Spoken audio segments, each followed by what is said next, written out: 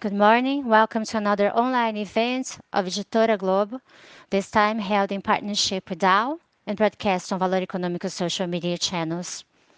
Today we're going to talk about carbon neutrality and the circularity of the economy as key aspects in the new business model based on ESG criteria, which is environment, social, and governance. We will focus on the advances and challenges in the journey towards zero carbon in the adoption of a truly circular economy in Brazil. My name is Sonia Consigli Favaretto. I am a columnist for the Valor Invest website. I have worked with sustainability communication and private social investment for over 20 years, and I am proud to have been recognized as a SDG pioneer by the United Nations Global Compact. I'll be mediating this debate between key players of the industry who will talk about the challenges to reach carbon neutrality and adopt the circular economy. It is a pleasure to introduce my guests. Cristina Rabe, Vice President of Strategy and Development at Cradle Products Innovation Institute.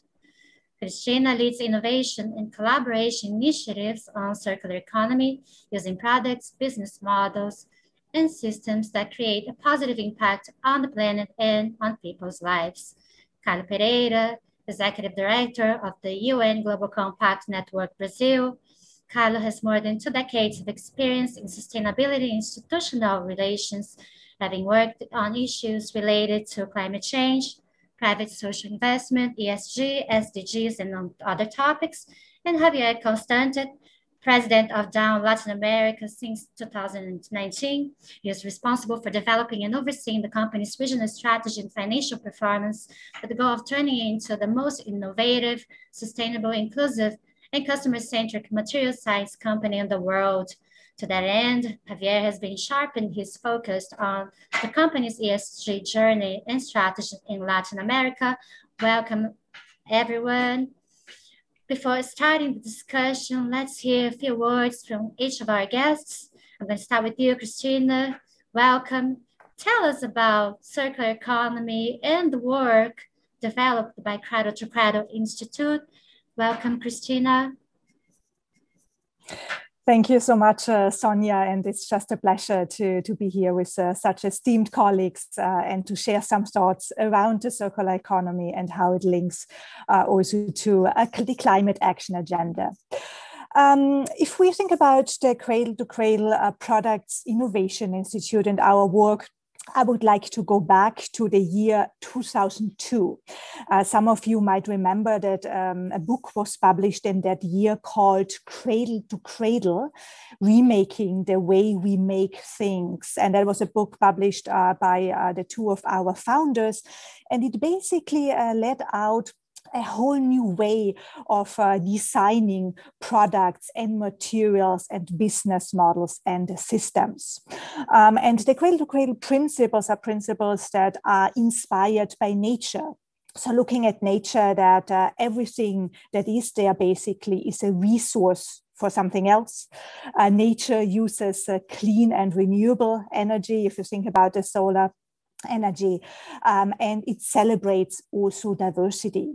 And these are very early thinkings and principles really form the foundation of a circular economy, how we know it today, which basically is a systems level approach to economic development that has a positive impact on people and on the planet. If we look around us, everything has been designed by someone. Important decisions are being made in the design stages. And the concept of a circular economy is really about designing waste and pollution completely out of the system so that they don't occur in the first place at the beginning.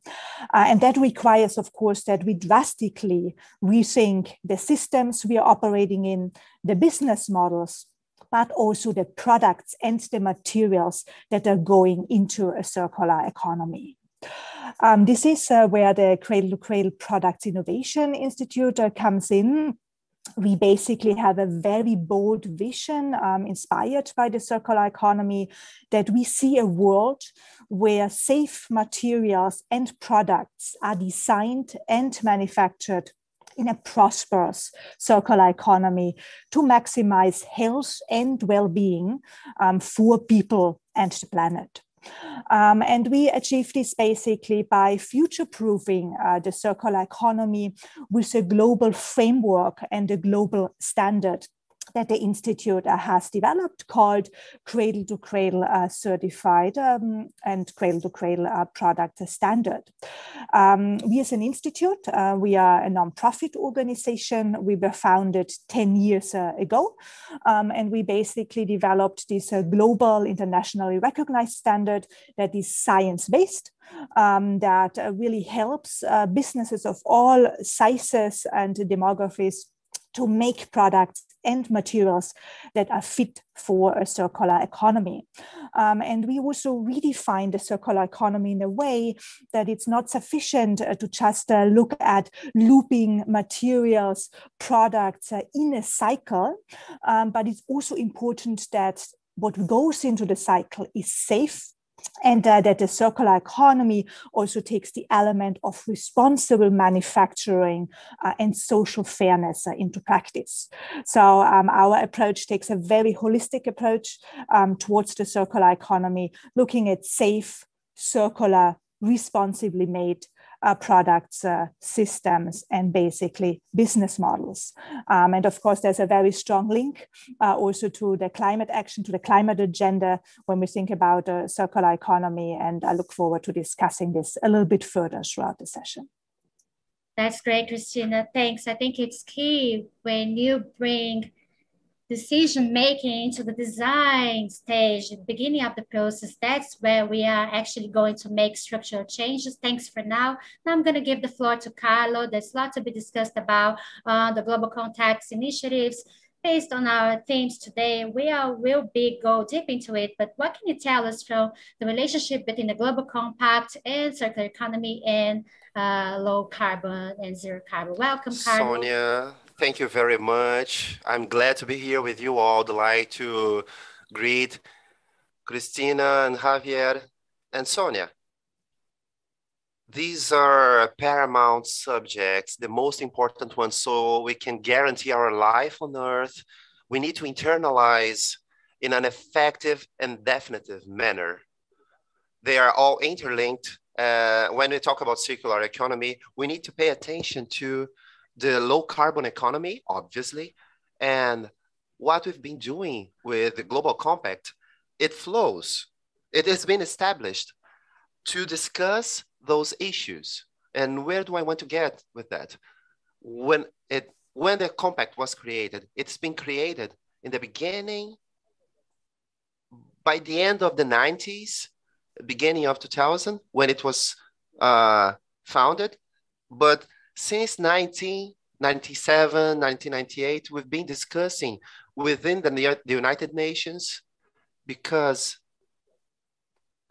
what we call the third wave of globalization, where companies start bringing their production abroad to countries in development. That's when we see that they are bringing development. They also bring some environmental impact, social and environmental impact, which are negative most of times. So obviously, politically speaking, our world started to organize to look at from closer in order to understand how economy could act upon those issues in order that those companies wouldn't be harmful to those places. But on the other hand, what's being preached nowadays in circular economy is how can we regenerate the environments? So said that this was the very reason the Global Compact was founded.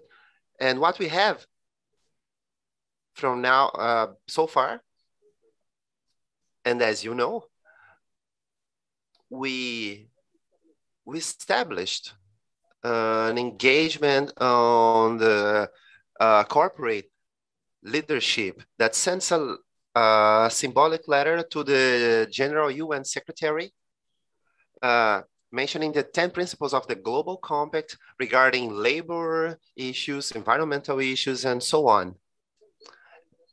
And also on the SDG, which are the Sustainable Development Goals, which in a very broad definition is what we need to do regarding our environmental and social issues, also regarding governance, so we can guarantee the next generations on Earth. This is what the compact is about and what we've been doing, increasingly doing in Brazil. And I'm proud to say that Rede Brasil is the third biggest worldwide. And Sonia had been a former president on the council. I need to remember that. We've been working with systems in order to try to be an action platform. That's what we need now. And what we need to make very clear is that all the reasoning on the circularity is important. And we are talking to Christina. I've read a lot the book you mentioned, Christina, in 2002, 2003, right? And my master's degree was about that.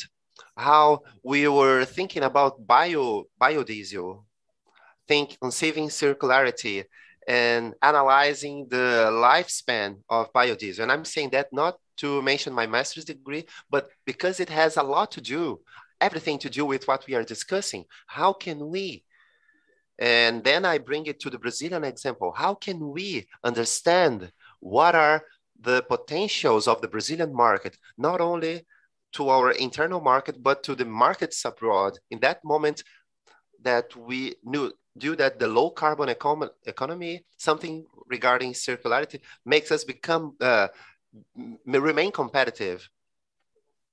I would like not to take too much time in this beginning, we are in a very moment. You need to be very clear about that. Europe starts establishing taxes, entrance taxes for products related to carbon-related products.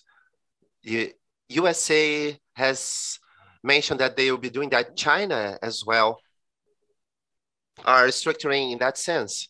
This is a challenge for Brazil, indeed, but it's an immense opportunity given our energy grid, which is vocationally like that, but we also have the Brazilian technology in relation to fuels. We have a relative footprint in most of our products. So at this moment where we discuss circularity, we discuss a low carbon economy, net fuel, that's a very special moment for Brazil, for the products we are doing here and conceiving the external market. And agriculture, Brazilian agriculture is something that always has opportunities to move on. And we need to be sure that it is already sustainable. And we can right now earn a lot. That's why we have the Global Compact, in order to think how to unlock those chains. Thanks, Carlo. It was a great introduction, I think. First of all, thanks for your words. I think, we are responsible for working towards the Global Compact and initiatives, but you gave us a good overview. The Global Compact Brazil Network has a really good reference. They expanded a lot, and you are bringing companies into play now. So I'm going to invite our next guest. You talked about two key words, which is the company's role and leadership. So now I'm going to invite Javier to the conversation. How do you see these issues that have been brought up in our debate, but how Dao relates to these topics that we are discussing today in terms of carbon and circular Thank you, economy? Sonia. It's a pleasure to share this session with so prominent professionals. Carlos mentioned something very important. Companies have a fundamental role in that subject on carbon and circular economy. But I would like to say that regarding Dow, our initiatives, by and large, including sustainability, these are long-standing discussions within many organizations. The first goals of sustainability established by they recall from 1995. Obviously, over the years, these goals had changed because the world has changed as well. But we have very well-structured programs that reaffirm this culture with initiatives in order to change the day-by-day actions, in order to implement them later on in our lives, within the companies. And the goal in general is accelerating the transformation of the business ecosystem, having sustainability as a path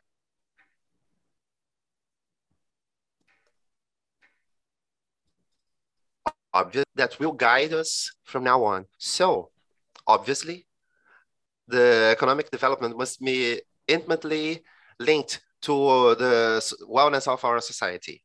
They need a license to operate. Companies wouldn't exist if there was no society to allow them to operate, to offer labor, but also, and maybe this concept that's something that have been considered. In Dao, we have this concept very well established.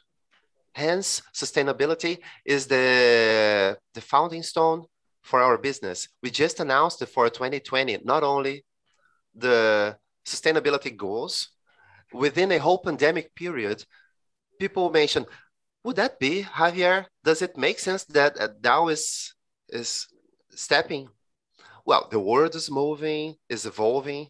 We can't stand still. And the biggest goals around on carbon emission, we have operations, and we want to eliminate the plastic residue within the environment, making it a circular element. No one gets scared because Dow is one of the biggest producers of plastic worldwide. This lets us with a great responsibility because plastic is in everyone's mouth. It's in the environment, politically speaking, sociologists, NGOs, influencers, and so on. Everyone talks about plastic. That brings us a great responsibility, but we are not here to take this responsibility as a whole. Carlo mentioned, I loved what you said, Carlo. For Brazil, it is an opportunity. This infrastructure basis for sustainable energy lets the country in a very important moment. For example, in Bahia, we have our biggest plant in Brazil, and it generates 75% of the energy we consume. And we just made an agreement with Atlas Renewable to consume more solar energy. That will mean a reduction in carbon emission of 25,000 tons a year, which is equals to not throwing away 38,000 books. That's very important. For plastics, I would say we will launch, but we already launched reusable plastic to be used in new products. I will talk more about that later on. And among other types of initiatives, we have a plant in the northeastern region, and we have 45,000 hectares of Amazon forest. And we have a project which is called IBAN, together with Nature Conservancy Institute, so that people and the population, though the inhabitants within that place, are able to circulate and sustain, taking out from their Amazonian biodiversity product that can be very good for the cosmetic industry. So sustainability, which is not only a sustainable environment. When we are talking about sustainability, we need to conceive that towards society as well. And that's a concept very well established within Dao. And we need to keep on working in that. Great, Javier. You touched many subjects that we will discuss further, but I'd like to highlight this issue of sustainable development goals that have evolved because the world has evolved. That's what we talk about in this agenda. It's an easy target and we have to keep on going. And you also bring fundamental issues from a CEO, which is undertaking responsibility, undertaking commitment.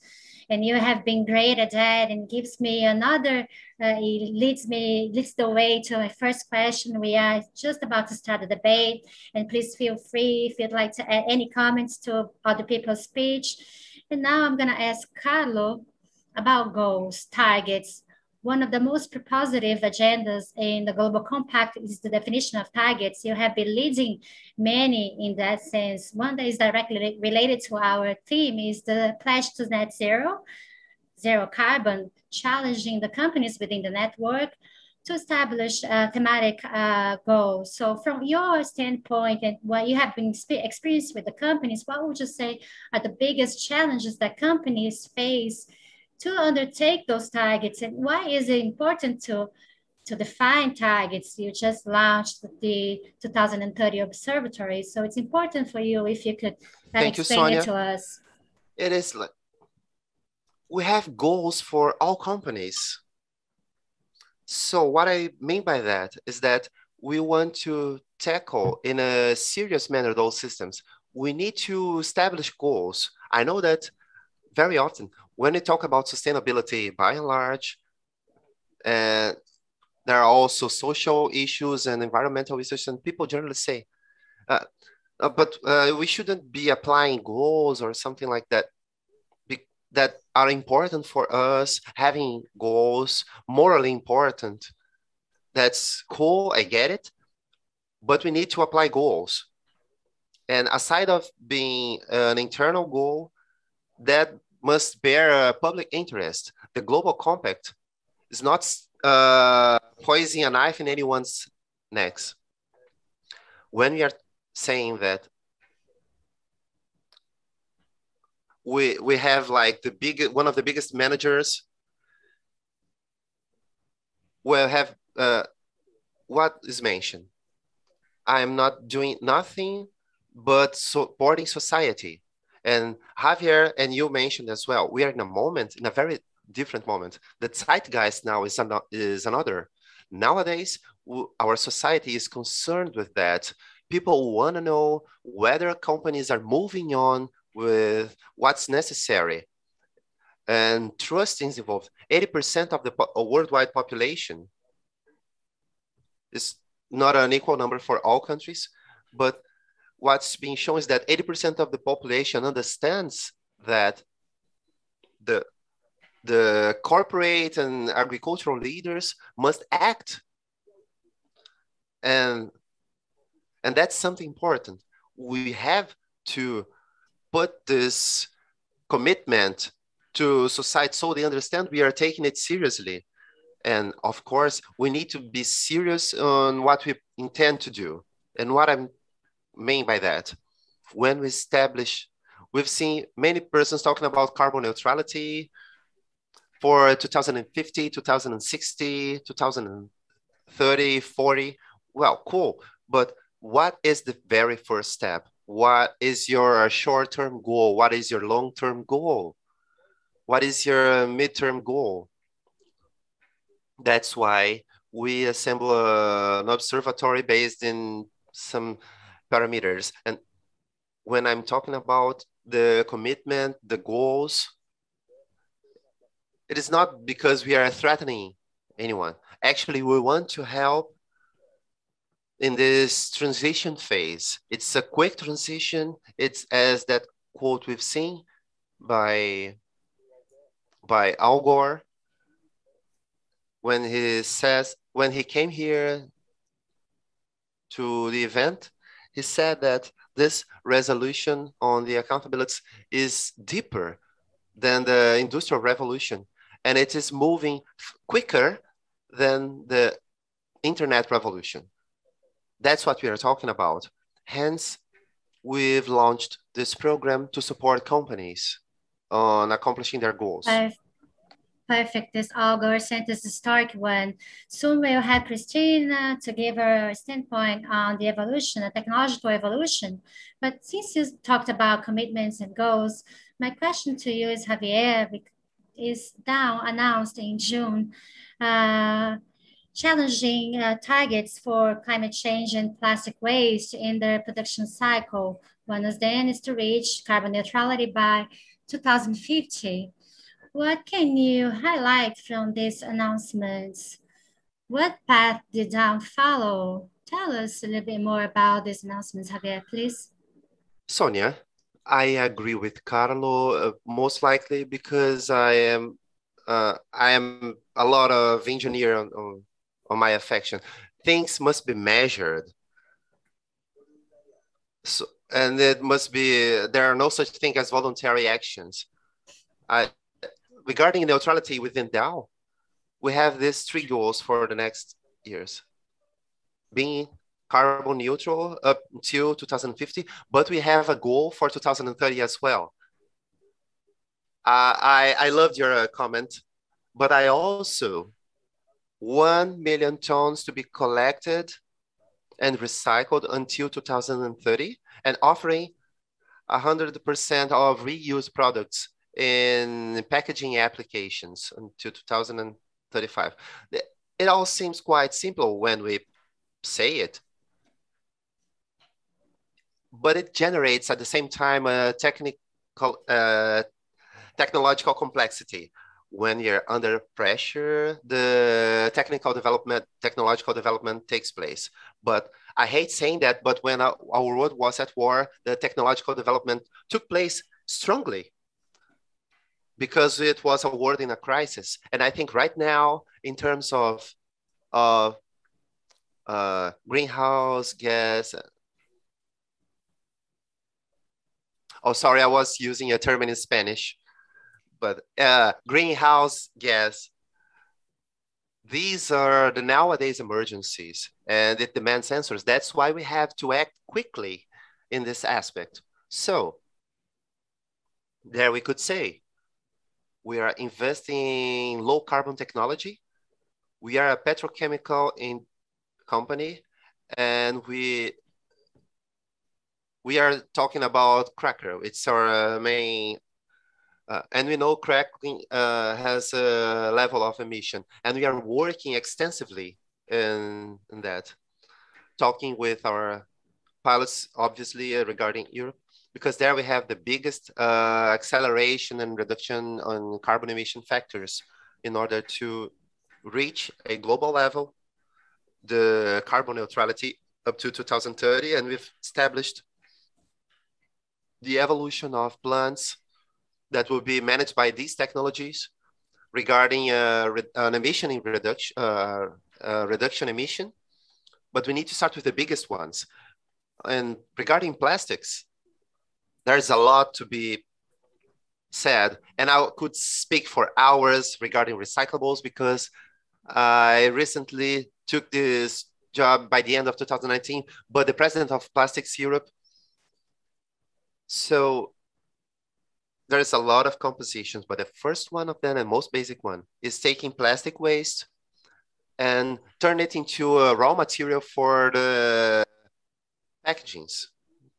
It is not everything regarding plastic circularity, but it takes a good hand of that.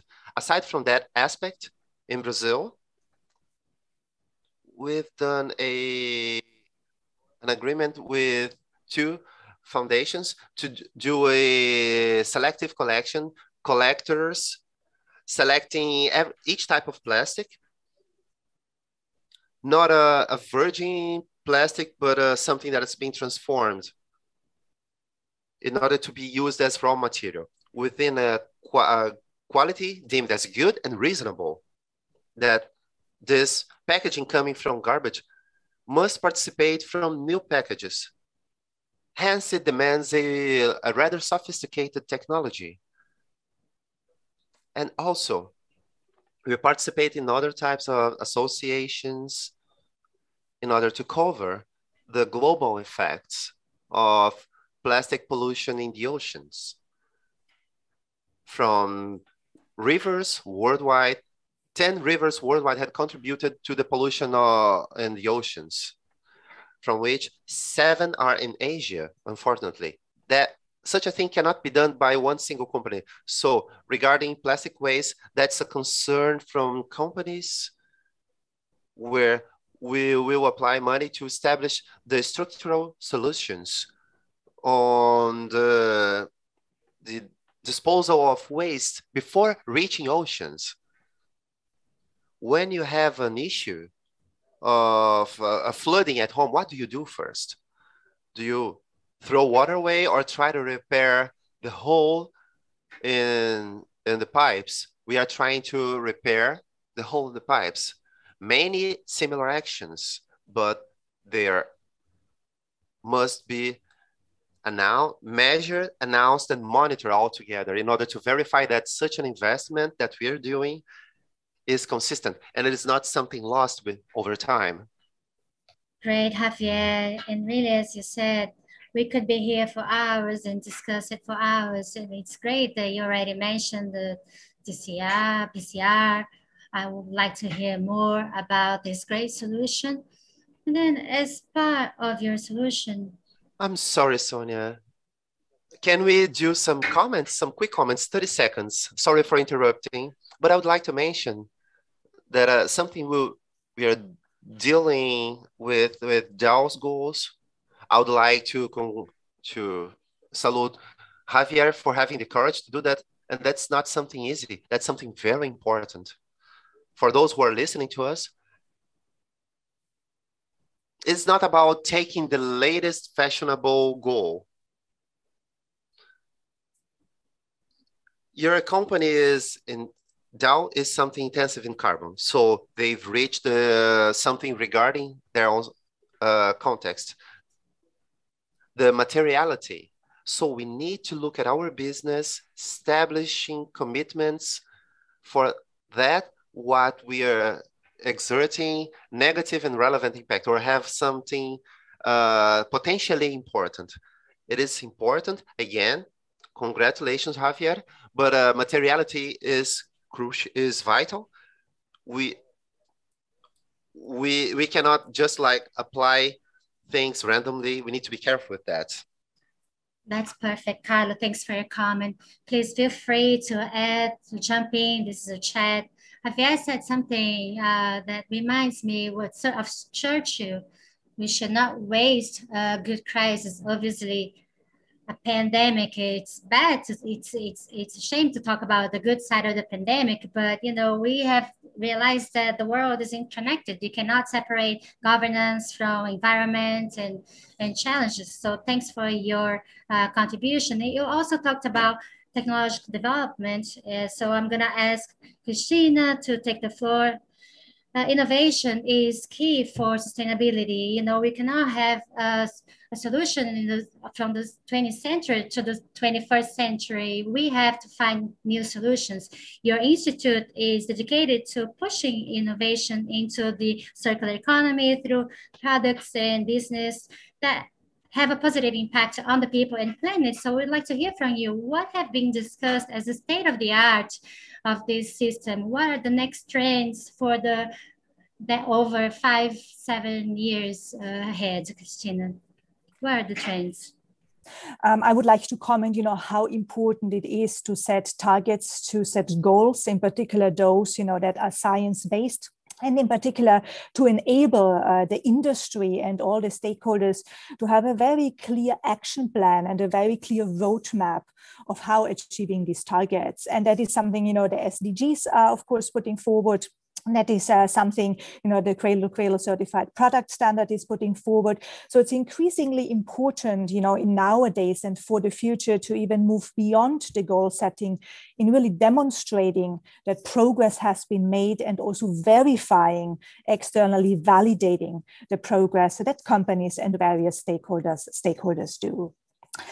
Before I speak about some of the latest circular economy thinking, I do want to highlight that, of course, the circular economy is intrinsically linked to the climate action agenda. And allow me to give a little bit of statistics, because I think it's very, very interesting to know that if we look at addressing the climate agenda and the greenhouse gas emissions, we know that only about half of these greenhouse gas emissions can be addressed when looking at renewable energy solutions and when doing resource efficiency measures.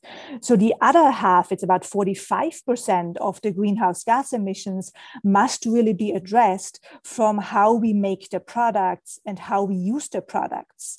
And this is really the direct link to solutions from the circular economy, also to the climate action. And we know, for example, that a lot of the greenhouse gas emissions come from embodied emissions. So these are scope 3 emissions, emissions that you will see in the supply chain when making products and materials. And they, of course, urgently also need to be addressed apart from the scope 1 and the scope 2 emissions, which leads me basically to the trends, because that is a very big the discussion where the circular economy is also moving, how solutions can be put forward in terms of technology, but also in terms of the manufacturing of products, in terms of the choices of materials in products to really mitigate and to contribute to the reduction of the embodied emissions. And I want to mention, everybody speaking about the net zero here. And I would want to push this thinking a little bit further, because in our framework, it is about not climate neutrality, it's about climate positivity.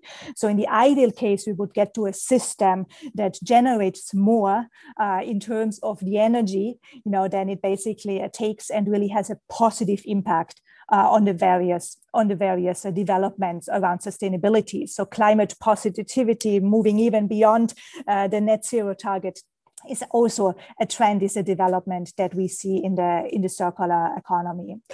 Some of my colleagues have mentioned a few examples on innovations already. And I want to highlight what we see in terms of trends, that there's much more intrinsic connection between the product circularity, the business model circularity, and the system circularity. That is definitely driving innovations. And let me give you a few examples. So if we look at the built environment, so the construction industry, which is really a big one in Brazil, was of course responsible for a lot of the emissions and having a big leadership opportunity. What the state-of-the-art discussions, for example, is that the buildings are set up in a way that the materials that are used in the buildings, the building products, be it glass, be it cement, be it different furniture, flooring that goes into that, are really done in a way that they are circular, that they are safe for the environment, for the humans, and that buildings can be considered as material banks. So at one stage, when they are disassembled and, for example, used as a resource for building new buildings, the materials have really a high value in it and can be easily cycled for future uses in new buildings. So that's one big debate and development in the built environment. Or packaging was already mentioned. So packaging, the discussions are really going beyond cycled or recycled content or renewable content, but really looking at the recyclability of packaging, compostability, looking at how it can be reused, how potentially new packaging solutions could look like in the application. For example, refill systems is also something quite interesting in the consumer facing packaging area.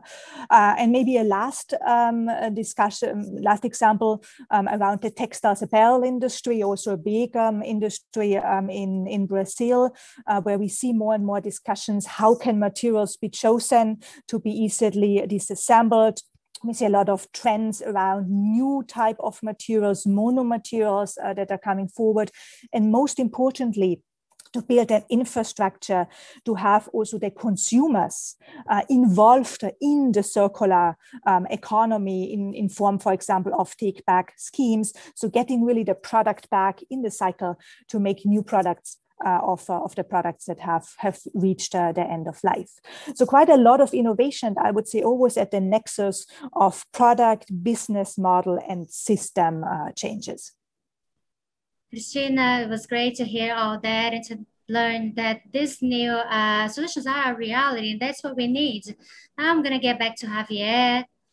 because you brought up some issues that connect with Christina speech. You talked about plastic. We know plastic plays a really great role. Christina talked about supply chain, how to engage our consumers and suppliers. And I know that behind the PCR, the first post-consumer resin that is fully recyclable in Latin America, launched by Dao, there are 2 years of very interesting collaborative work behind this development. So please explain this initiative and how it fits into Down's joint efforts towards Thank you, Sonia. Thank you for the opportunity on talking about our new stuff. But can you imagine how would be life without plastic in our pandemic? Plastic must be recyclable. And to me, this project in Latin America is one of the biggest reasons of being proud, actually, because it is a project we employed in partnership with Amerinha, and the project is called Transforming Recycling. It guarantees a source of consistent waste for producing new resin, the PCR. When you have reasonable waste, which is mixed to other things a lot dirty, you'll be unable to produce something. This project is being done in São Paulo, and it has gathered 5 cooperations who had been trained, where we trained our collectors, providing all PPEs so they could do their job, so that collecting waste is as safe as it gets. This project has generated a fantastically good raw material to produce PCR, because producing PCR is a very easy technology. The most complicated is bringing the raw material in optimal quality. So this quality enhancement in a huge scale has guaranteed us learning that will be broadened to other projects.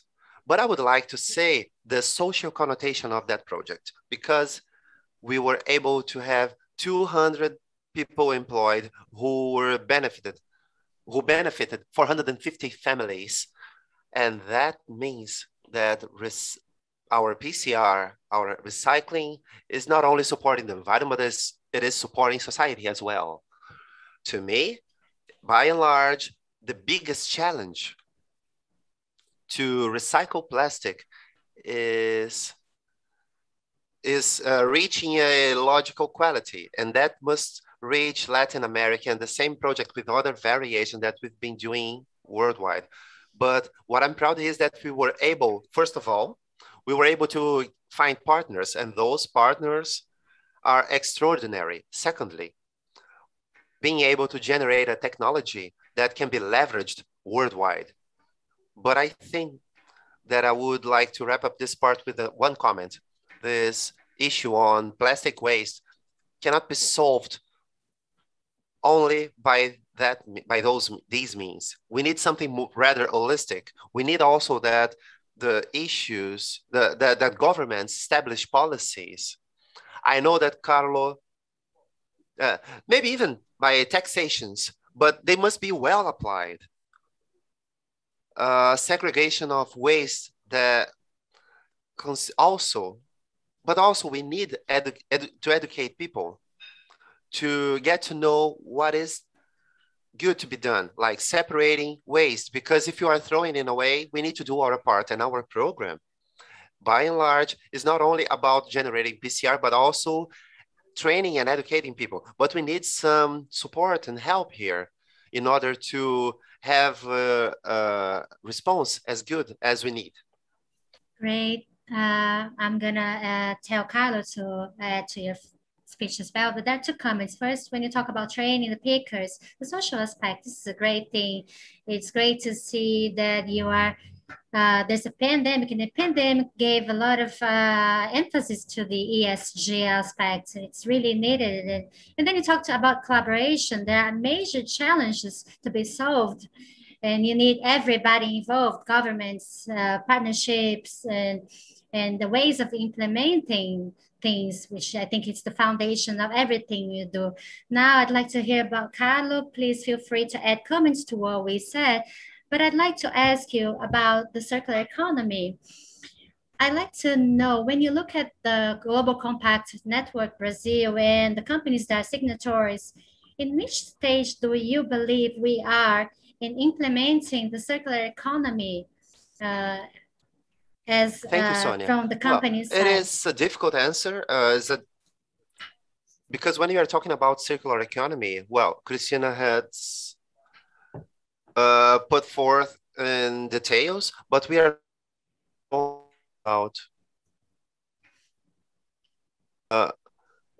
what we need to do, but we are also talking investments and everything that we take from nature, and that this is the new view on circularity, the regeneration, and how can we do that for diminishing, so we can have a circularity of products.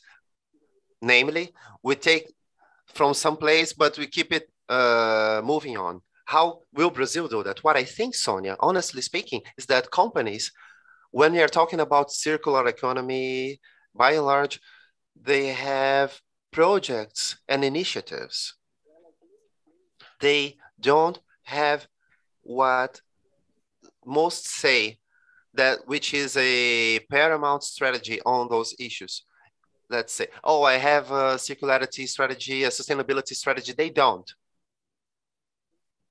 What they have are a few actions and initiatives for that. I think Brazil has a lot to go. Christina mentioned the construction, and I've been from the construction sector, and in fact, we have 1/3 of waste in civil construction in Brazil. The same for food. So when Brazil increases, returns to the map of hunger, and what we see is that hunger increases in Brazil has been a few years, recent years, and we have 30% of waste. So we have an action with ABRAS, it's the Brazilian Association of the Supermarkets, so we can reduce that number, which is so alarming. And what we know at the same time, that the challenges are tremendous, that demand technology, as Javier mentioned. Actually, if we use the existing technologies, but using them in an intelligent manner, and as Javier mentioned, being able to align all sectors in society, government, civil society, and companies, will be able to move further in that. I think it's a lot, rather an articulation challenge and application than a challenge regarding technology. Of course, technology is helpful. So just to wrap this up and answer you, I think that we have a lot of challenges to be solved, undoubtedly, and many opportunities on the table as well. Great. It's a mix between challenge and opportunity. Very well put.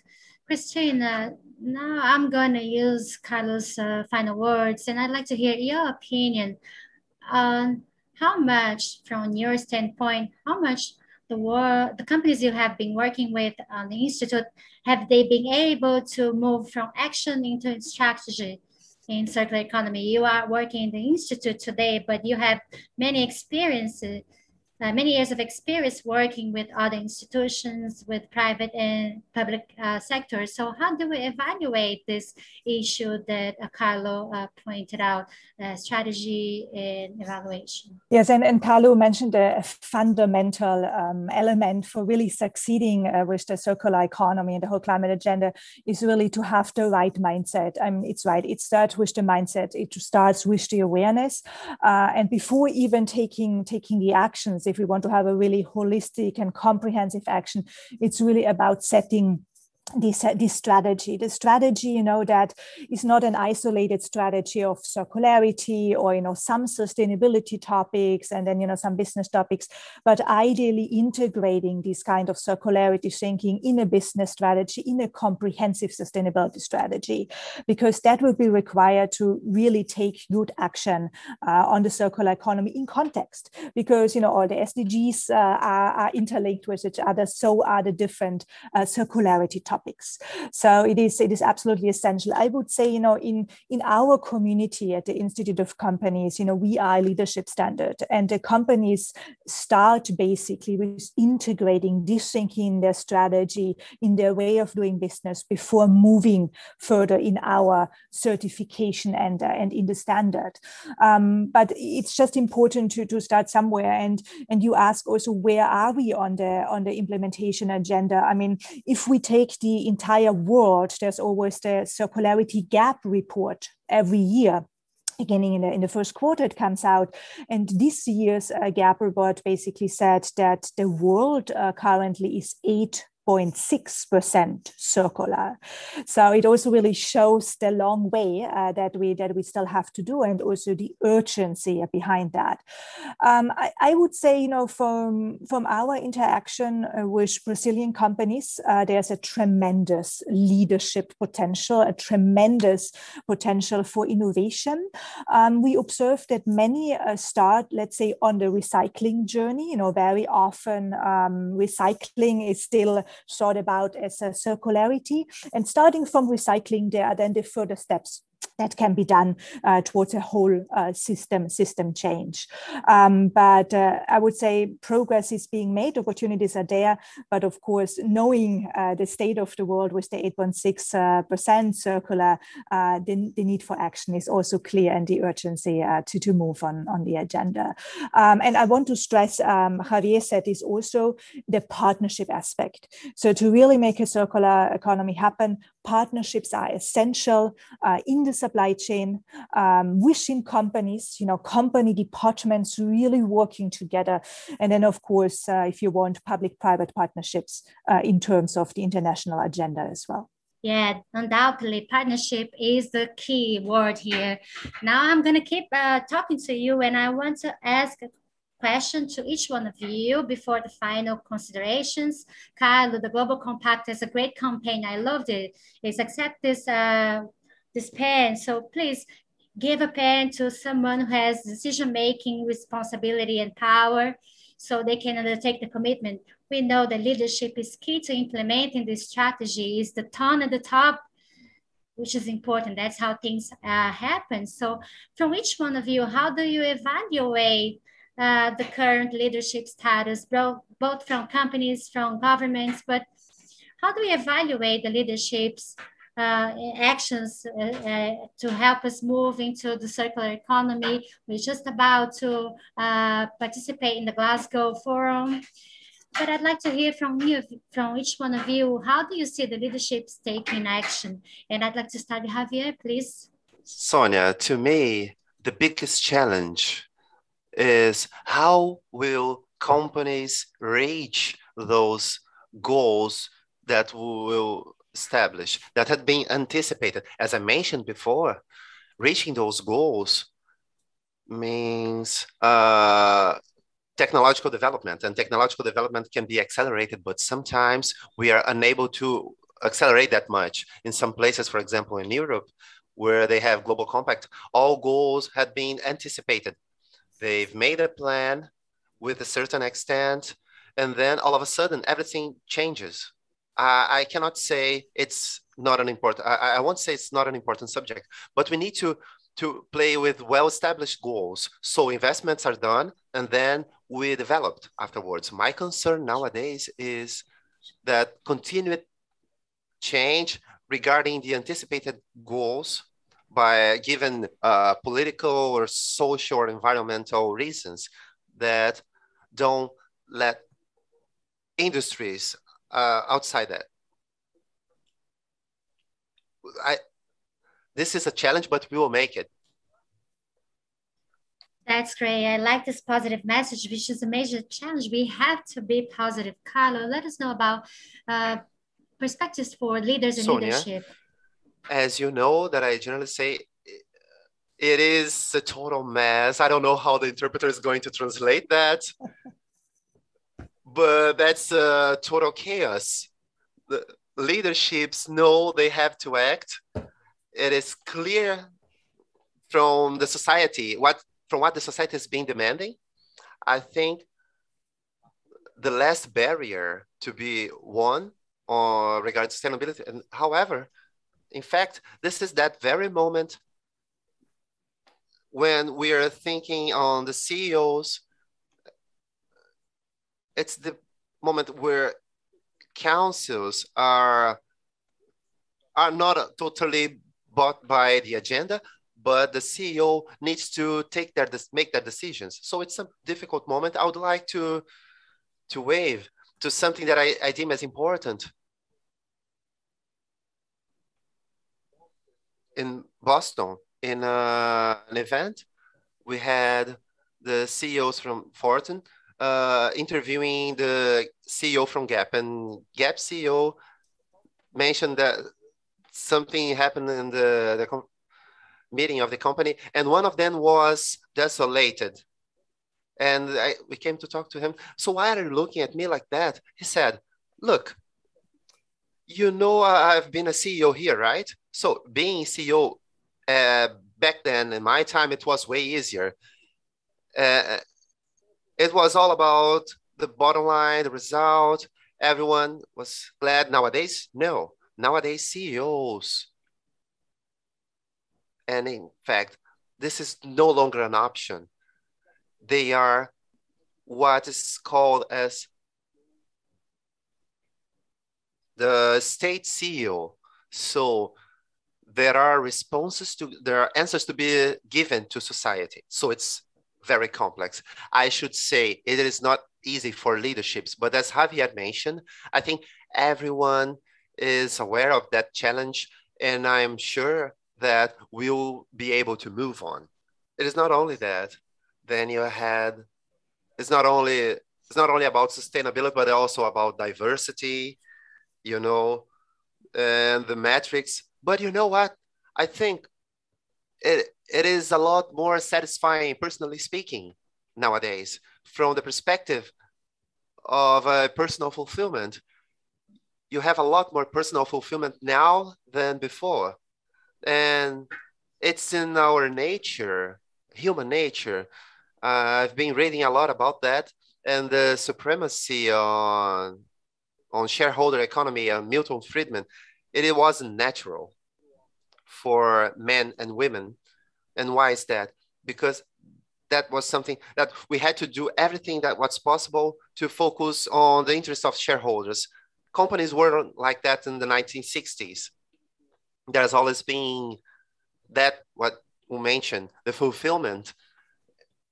People had a perception that work was being well done. Once we had an economic result, regarding your responsibility, we are collaborators. But over the decades,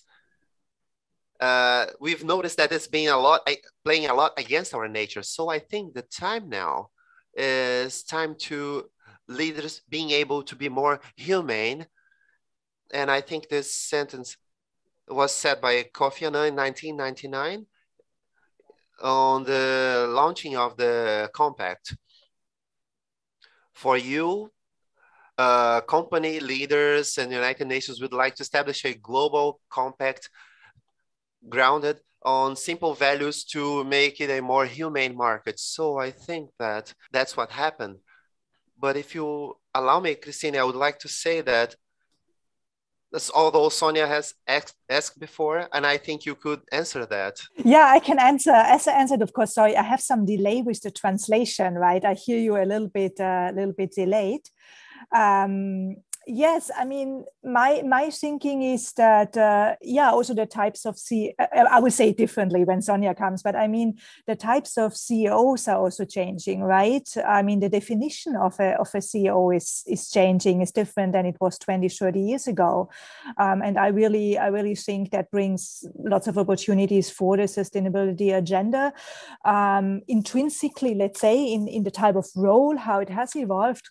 But then if we think a little bit more bottom up, of course, through the whole investor agenda, because the CEO agenda is often linked to the investor agenda. And, with sustainability coming more in the focus of financial institutions and investors, that I think also drives a lot and elevates also the leadership agenda there. I keep speaking Portuguese, but it wouldn't be an issue speaking in English to you. But let's move on in Portuguese for the channels. Of course. I'm so sorry that I don't speak No, Portuguese. But no, please. But when you looked to a mission from Dao, we master the chemistry for the benefit of societies, shareholders. And by the end of the day, those decisions meant nothing. And one of the things, for example, that took place in Dao with our CEO, they used to say that the only thing they want Dao to be is something rather more sustainable. And because we found out that we are in the middle of an environment inclusive, we discovered that we have employees, customer-centric. Yes. We have customers. Yes,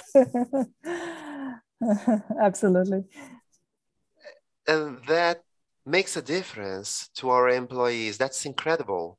That's what I was talking with Cradle before. Realizing that we are not only working to have a salary, but to do something good in the universe you take part, because I think it makes a lot of difference. Absolutely. And being a CEO nowadays is a different thing, is a different tone. There's this role on the CEO when you think, I'm not sure whether is that global, like 3 construction workers doing the same thing. One of them look, I am putting brick over brick, and the other saying, I'm making a wall, and the third says, I'm making a cathedral. And what I comment nowadays that the purpose, the cause is intertwined in society, that no one wants to do something else that is not a part of a global compact. So if their job is not bearing a perception that such a job is holding a greater cause, it won't work in nobody.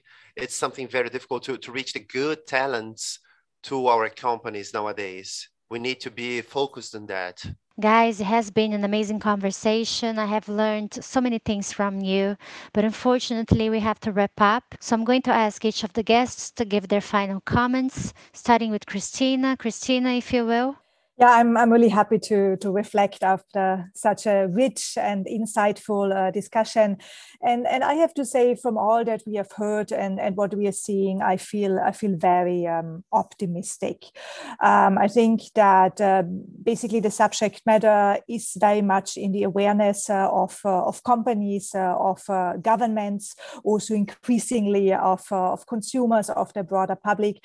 And I feel encouraged now by the leadership that I'm seeing many companies are taking, be it around the circular economy agenda, be it on the SDGs, be it on the 1.5 degree ambitions that are being set forward. And I'm also quite encouraged by what I'm seeing from some of the leading governments in the world, where they really link the economic development of countries with ambitions around a fair and inclusive society, and also climate ambitions. And then, of course, there's all of us, right? So all of us who are, in systems, who work in companies, who buy basically products or services. It's really on all of us to consider, sustainability, circularity in the daily choices that we make, and with that we really can be part of such a big big and important transformation that needs to draw on all of us, on governments, on companies, on different industry players, and on us also as individuals who can really move forward the agenda with purpose and with courage. And that's really the last point I would want to make. I think we still need more courage in all of our interactions. We need to move beyond, incremental changes that are still happening to really to a much more radical rethinking, shifting also of our behavior to really make together the circular economy and the climate action agenda happen. Now we would like to hear from Javier. Javier, give us your final comments, please. Is that this job cannot be done alone. We need a teamwork. This also involves my colleagues, presidents, and CEOs all over Brazil, and I hope you're watching that. And sustainability is not only what Dow is doing, what one company alone does, what Dow sectors does or customers from Dow do. We need to work all together in order to generate a sustainable supply chain. And we also need to work together in order to reach awareness, to raise awareness from society, but also from governments. In some places, it can be a little delayed. What sustainable must be managed from governmental and corporate perspectives. It was a pleasure participating from that. Thank you, Javier. It's our pleasure. The pleasure is ours. Carlo, please. Well, Sonia, it was great taking part here. What I would like to leave as a message is that for those who are still in the stage of denial, please move on. I have what's good or either a bad news for those who are still experiencing. Please give up because the old model is no longer an inspiration. The 21st century is now released by the pandemic. So we are entering definitely in the 21st century with the values from the 20th century's values, bringing that for the core of the question. The good side, as I mentioned, is that we have plenty of opportunities on the table. So either by love or pain, but of course it's better by love. Come to our agenda and please use all the opportunities we have there. Thank you very much, Carlo. I like to talk about you can either go through pain, love, or through intelligence. And I like to wrap up all live streamings with sentences and words that were struck me. So I like to talk about Christina when she said that we need a drastic redesign of the way we are operating in the world. That's for sure, Christina. Carlos, well, we need to internalize the system so we can preserve life on Earth. And I also like that you cannot just go into the target trend. That's not enough. And Javier, when you say something it's important to hear something from someone in your position. Sustainability is the way that will guide the business, the financial result of a company is the building block of our business. So I'd like to thank everyone on behalf of Valor Econômico, on behalf of Dao. Thank you. It was a great debate. Thanks to our viewers as well for being here with us this morning and a moment so full of information and around a topic that it is important and fundamental. If you'd like to watch this live streaming again, please go to Valor's social media channels, or you can have a look at tomorrow's live streaming that will be on. So have a great day, everyone. Thank you very much.